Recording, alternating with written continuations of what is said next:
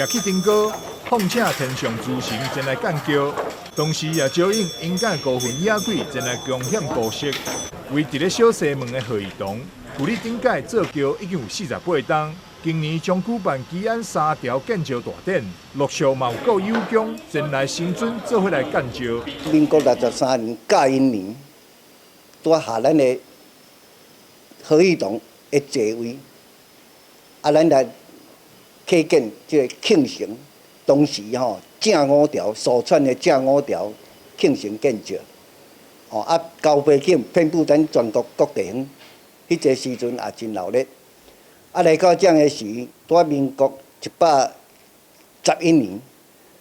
年，到咱这个开工7座神书来到这拄60周年一假日，咱的信徒较来演绎讲，无咱搁来启建这个庆城的5条，下着拄咱伫民国1809年，咱来动土修建贺义堂，来下土立庙，拄来下这个民国。下咱7座神书开工的纪念日，拄来举办今年启建庆城基安3条建造大典。这次建造比较较特别是庙方嘛有举办文创市集，结合传统艺境、特色市集，还有老相片展示。贺义堂是一个蛮有文化资产的一个地方，但是现在的年轻人基本上不知道说有贺义堂这个地方。更不知道说，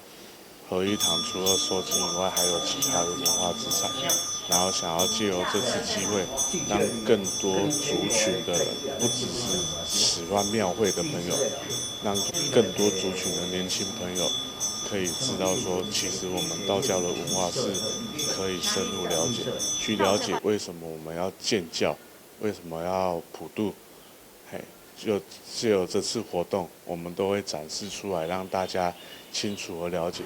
主事7座神水贺义堂已经有200多档的历史，平常时替人收件上出名。